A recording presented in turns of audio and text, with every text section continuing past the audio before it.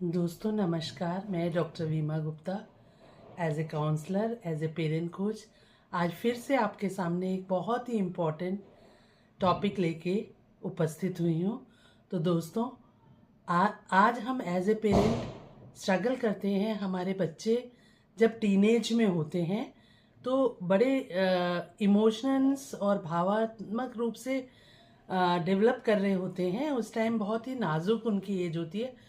तो दोस्तों हम उनसे कैसे कम्युनिकेट करें, इसके बारे में हम अक्सर उलझे रहते हैं या कंफ्यूजन में रहते हैं। तो दोस्तों आज मैं आपको बताऊंगी कि क्या एस्पेक्ट्स हैं, क्या किन एस्पेक्ट्स को, किन बातों को हमें ध्यान में रखना चाहिए एज ए पेरेंट जब हम अपने टीनेजर किड्स से या टीनेजर बच्चों से कम्युनिकेट कर रहे होते हैं। तो इन बातों का अगर हम ध्यान रखेंगे तो बच्चों के डेवलपमेंट में बहुत ही हेल्पफुल होगा। तो दोस्तों क्योंकि इस समय बच्चे बहुत ही एक नाजुक स्थिति से गुजर रहे होते हैं, नाजुक कहना चाहिए कि नाजुक परिस्थिति से गुजर रहे होते हैं। उनके फिजिकल चेंजेस, उनके माइंड मेंटल चेंजेस और उनके साइकोलॉजिकल एस्पेक्ट्स इतने उथल पुथल मची हुई होती है। टीनेज में इतने सारे चेंजेस आ रहे होते हैं जिसको कि वो खुद भी समझ नहीं पाते हैं। उनके हार्मोनल चेंजेस हो रहे होते हैं, इस वजह से खुद बच्चे स्ट्रगल कर रहे होते हैं। तो दोस्तों इस स्टेज में, ये टीनेज एक ऐसी स्टेज है जिसमें कि हमें बड़ा ध्यान रखना होता है कि कैसे हम बच्चों के साथ कम्युनिकेट करें। तो दोस्तों मैं आपको 10 ऐसे इम्पॉर्टेंट एस्पेक्ट्स बताऊंगी जिनका कि हमें ड्यूरिंग कम्युनिकेशन विद टीनेजर्स, मतलब टीनेज बच्चों के साथ कम्युनिकेट करते हुए ध्यान में रखना चाहिए। जैसे कि लिसन मोर टॉक लेस, बच्चों को सुनिए ज़्यादा। वो अपनी भावनाएं जब कह रहे होते हैं तो उनको ज़्यादा से ज़्यादा सुनिए कि वो कहना क्या चाहते हैं। हम अपने ही लाइफ स्ट्रगल्स में उलझे हुए होते हैं तो हम अपने बच्चों की बातों को इग्नोर कर जाते हैं और अपनी ही हुकूमत उनमें चलाने की कोशिश करते हैं। तो दोस्तों क्योंकि वो एक भावनाओं की उथल पुथल, इमोशनल इम्बैलेंसेस के बीच से गुजर रहे होते हैं, तो उस समय ज़्यादा से ज़्यादा हमें उनकी बातों को सुनना चाहिए। बल्कि जब वो बात कह रहे हैं तो उनके साथ कम्युनिकेशन जो है, एक्टिव कम्युनिकेशन करना है, ना कि हमारा ध्यान कहीं और है, बल्कि आंखों में आंखें डाल के बच्चों को हमें ये रियलाइज भी कराना है कि हम उनकी बातों को ध्यान से सुन रहे हैं, उनकी बातों का भी हमारे जीवन में महत्व है।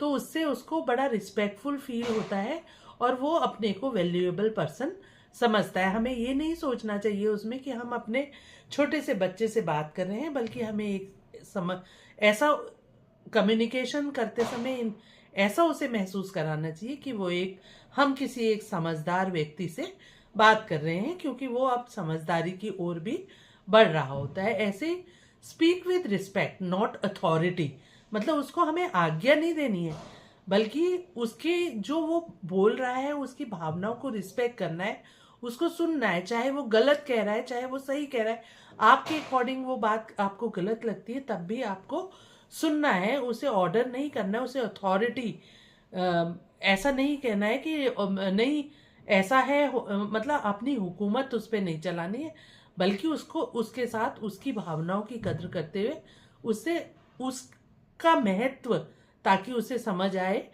तो उसके साथ रिस्पेक्टफुली कम्युनिकेट करना है। Be empathetic not judgemental.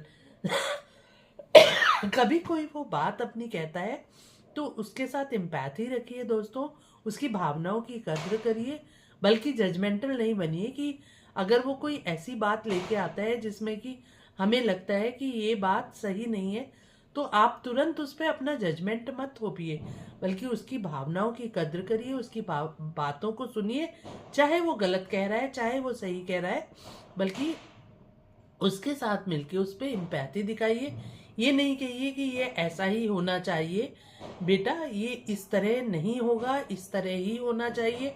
ये हमारा अपना जजमेंट देना हो जाता है। तो हमें बच्चे को जजमेंट नहीं देना है, बल्कि हम ऐसी भाषा का इस्तेमाल कर सकते हैं कि बताओ बेटा कि इसका सोल्यूशन किस तरह से हो सकता है, क्या हम बेटर तरीके से इसका सोल्यूशन कर सकते हैं। तो उसे अपनी इम्पोर्टेंस लगती है, वो एम्पैथाइज फील करता है, तो हमें अपना जजमेंट बच्चे पे नहीं थोपना है। Choose the right time and place. आप जब बच्चे से कम्युनिकेट कर रहे हैं, किस तरह की लैंग्वेज यूज कर रहे हैं या कोई पर्सनल टॉक्स कर रहे हैं, तो दोस्तों हमें प्लेस और टाइम का सही सिलेक्शन करना होता है कि बहुत सारे लोग आए हुए हैं और हम उसको क्रिटिसाइज कर रहे हैं, उससे जोर से बोल रहे हैं, उसको डांट रहे हैं, तो वो बहुत बुरा फील करता है। तो उसको उस समय मतलब ध्यान दीजिए कि उसको वो बड़ा रिस्पेक्ट अपने लिए फील करता है, तो हर्ट होता है जब उसकी तौहीन आप सबके सामने करते हैं या उसको जोर से बोलते हैं, उसको डिमोरलाइज फील होता है। तो दोस्तों सही समय का चुनाव करिए, सही जगह का चुनाव करिए उससे बात करने के लिए। उसकी जिन शंकाओं को या आप भी अपनी जो बात रखना चाहते हैं, समय और जगह का चयन सही करिए। ऐसे be honest and open yourself. आपके साथ कभी जो भी घटित हुआ है या जो भी पुरानी बातें हैं, आप उनको बच्चों को एज इट इज बता सकते हैं दोस्तों। उससे उनका बिलीव सिस्टम, आपके ऊपर ट्रस्ट बढ़ता है, वो आपकी बातों को सुनना चाहते हैं। उन्हें अपनी बातों को भी सुनाइए, समझाइए। अपने साथ घटित घटनाओं को एग्जाम्पल्स के तौर पे जब बच्चे सुनते हैं, उन्हें लगता है कि ये हमारे साथ ही नहीं बल्कि हर किसी के साथ होता है, तो वो एक कॉन्फिडेंस फील करते हैं उस घटनाओं को फेस करने के लिए। तो दोस्तों हमें ऑनेस्ट रहना पड़ेगा, हमें उसके साथ झूठ नहीं बोलना पड़ेगा, बल्कि एक नेचुरल वे में डेवलपमेंट करने के लिए उसे ऑनेस्टली अपनी बातों को भी शेयर करना चाहिए, जिससे कि ट्रस्ट बढ़ता है। Focus on understanding not controlling. उसके समझ को फोकस करिए, उसको समझने पे फोकस करिए, ना कि उसे कंट्रोल करने पे फोकस करिए। अगर आप उसकी बातों को समझेंगे, उसकी आंखों में आंखें डाल के उसकी बातों को समझेंगे, तो वो आपके साथ अपनी बातों को ज़्यादा से ज़्यादा, अधिक से अधिक शेयर करेगा। अगर आप कंट्रोल करना शुरू कर देंगे कि बेटा तुम गलत हो या तुम्हें ऐसा ही करना है, इस तरह के सेंटेंसेस यूज़ करेंगे, तो बच्चा आगे से अपनी बातों को आपके सामने रखना छोड़ देगा। इसलिए उसे कंट्रोल ना करके उसे समझने की कोशिश करिए। Encourage expression without fear. उसको अपने प्रति भय डेवलप मत कराइए। उसे हमेशा डांट डपट के या गलत तरीके से जोर से बोल के कंट्रोल करने की कोशिश नहीं करिए, जिससे कि वो आपसे डर या भय में रहे। उस फियरफुल माहौल में वो अपनी बातों को आपके साथ शेयर नहीं कर पाएगा दोस्तों। इसलिए उसे अपने को एक्सप्रेस करने की आज़ादी दीजिए। जो भी बातें गलत सही जो भी घटना घटित होती है या वो जो भी उसकी भावनाएं जो बोलना चाहता है, उसको आप एक्सप्रेशन को ध्यान से सुनिए। उस समय आप उसे कंट्रोल या फियरफुल अपने आप को प्रदर्शित नहीं करिए, जिससे कि वो आपसे डरने लगे। इससे क्या होगा दोस्तों, जब प्यार से आप उसकी बातों को सुनेंगे, वो इससे डिसाइड होगा कि वो आगे आपसे अपनी बातों को सच तरीके से शेयर करेगा या नहीं। तो दोस्तों यूज पॉजिटिव लैंग्वेज, उसके साथ पॉजिटिव लैंग्वेज यूज करिए। ये नहीं कहिए कि you never listen to me, इस तरह के सेंटेंसेस की तुम बिल्कुल नहीं सुनते हो, तुम बहुत गंदे हो, तुम दुष्ट हो, तुम कहना नहीं मानते हो, तुम जिद्दी हो, इस तरह के लैंग्वेजेस को यूज नहीं करिए। बल्कि आप ये कह सकते हैं कि मुझे अच्छा लगेगा बेटा अगर तुम मेरी बात को ध्यान से सुनोगे। केवल आप सुनो और फिर डिसाइड करो कि क्या मैं गलत कह रहा हूँ। ये कहने के बजाय कि आप बिल्कुल मेरी बात नहीं सुनते हो, you never listen to me, इस तरह के स्टेटमेंट ना देके क्या बेटा आप मेरी बात को ध्यान से अगर सुनोगे तो मुझे खुशी होगी। आप फिर उसके बाद डिसाइड करना कि क्या मेरा जो स्टेटमेंट है उसमें क्या सही है या क्या गलत है। इस तरह की पॉजिटिव लैंग्वेजेस यूज करने चाहिए। Stay updated about their environment, या कहना चाहिए कि अपडेट अबाउट देयर वर्ल्ड, उसके संसार से अपडेट रहिए। वो किस सोशल मीडिया को यूज करता है, उसके फ्रेंड्स कौन है, वो कहाँ जाता है, वो कब क्या करता है, वो उसके रूटीन क्या है। तो दोस्तों क्योंकि हम लंबा अनुभव ले चुके हैं अपनी जिंदगी में, तो हमें जल्दी समझ आता है कहीं अगर बच्चा गलत रास्ते में भटक रहा है, तो इसलिए उसके संसार से कनेक्ट होने की कोशिश करिए। उसका क्या संसार चल रहा है, वो कौन से गेम्स खेलता है, वो किन दोस्तों से मिलता है, कहाँ जाता है, कहाँ आता है। एक एक कहना चाहिए कि एक बिल्कुल उसके पीछे लगे रहे, उसको खोजी की तरह उसके पीछे लगे रहे, ये नहीं करना चाहिए, बल्कि एक जासूस की तरह पीछे ना लग के बस उससे इतनी कम्युनिकेशन करिए कि वो अपनी हर बात को आपसे शेयर करे, जिससे कि आप उसकी दुनिया से रूबरू रहें, ताकि उसको गलत रास्ते में जाने से दोस्तों बचा सकें।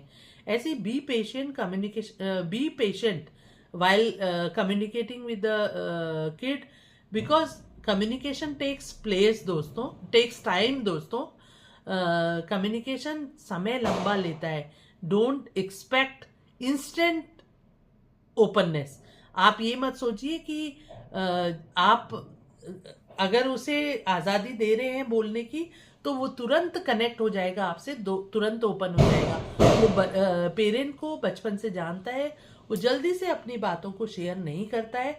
तो दोस्तों आप छोटे छोटे सेंटेंसेस उससे कनेक्ट रहिए, ज़्यादा से ज़्यादा कम्युनिकेशन करिए, क्योंकि small and consistent conversation build life long trust. अगर आप छोटी छोटी लेकिन लगातार जब कम्युनिकेशन बच्चे के साथ करते हैं तो वो आपका आजीवन लंबा ट्रस्ट, एक विश्वास बच्चे के साथ कनेक्ट करता है। तो दोस्तों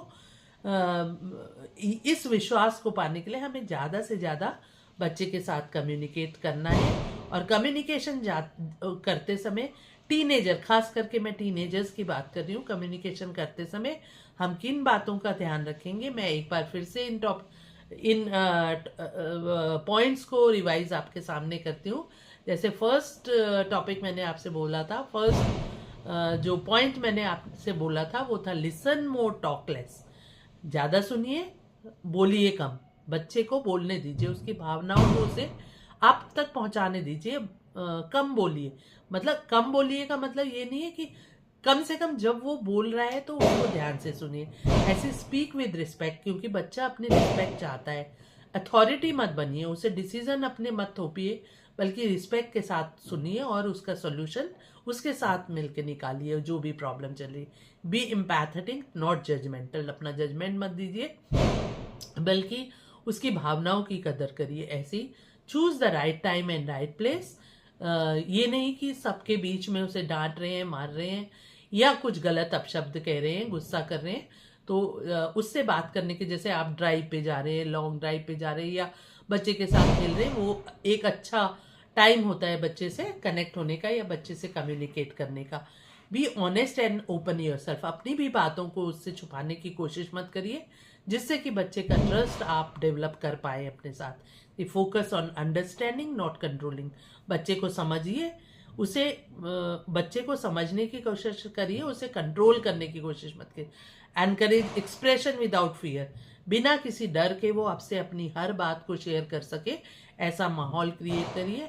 ऐसे यूज पॉजिटिव लैंग्वेज, हमेशा उसे तुम गलत हो, तुम बात नहीं सुनते हो, तुम बदतमीज हो, इस तरह के वर्ड्स को अवॉइड करिए अपनी लैंग्वेज में। Stay updated about his world, वो किस दुनिया में जीता है, क्या करता है, कहाँ जाता है, किन लोगों से कनेक्ट है, कौन सा सोशल मीडिया कंज्यूम करता है, क्या सोशल मीडिया में वो कंज्यूम कर रहा है या कौन से गेम्स खेल रहा है, इसके बारे में आप अपडेट रहिए। ऐसे ही बी पेशेंट मतलब पेशेंस रखिए, क्योंकि कम्युनिकेशन टेक्स टाइम। जो हमारा कम्युनिकेशन है या वार्तालाप है, आप ऐसा मत सोचिए कि पहले दिन ही आप कम्युनिकेशन करके सारी उसकी बातों को अपने पास ले लेंगे, सारी उसकी बातों की जानकारी आप प्राप्त कर लेंगे। उसके साथ ज़्यादा से ज़्यादा लगातार कम्युनिकेशन करेंगे, उसकी दुनिया के बारे में जानेंगे, उससे प्यार से बोलेंगे, उसका ट्रस्ट जीतेंगे, तो लंबे समय तक वो आपसे कोई भी बात नहीं छुपाएगा और किसी भी प्रॉब्लम की सॉल्यूशन को वो इधर उधर ढूंढने के बजाय दोस्तों आपसे पूछने आएगा, क्योंकि आप उसके साथ अपना ट्रस्ट डेवलप कर चुके होंगे। आप जजमेंटल मत बनिए दोस्तों। छोटे छोटे कम्युनिकेशन, लगातार कम्युनिकेशन हमेशा पेरेंट्स और बच्चों के बीच में, टीनेजर्स के बीच में एक विश्वास को पैदा करता है, जो आजीवन बना रहता है और इधर उधर वो अपनी समस्याओं का हल ना ढूंढकर आपके पास अपनी समस्याओं का हल ढूंढने आता है, जब ये विश्वास हम उसमें पैदा कर लें। तो दोस्तों, अगर आपको मेरी ये वीडियो पसंद आई है तो प्लीज़ लाइक, शेयर और सब्सक्राइब करिए। जिन भी पेरेंट्स को आपको लगता है इन टीनेजर बच्चों के साथ डील कर रहे हैं, तो उनके साथ आप मेरी ये वीडियो को शेयर कर सकते हैं। धन्यवाद। अगले वीडियो में मैं फिर से कोई अच्छा सा टॉपिक लेके आपके सामने उपस्थित होंगी। तब तक के लिए धन्यवाद।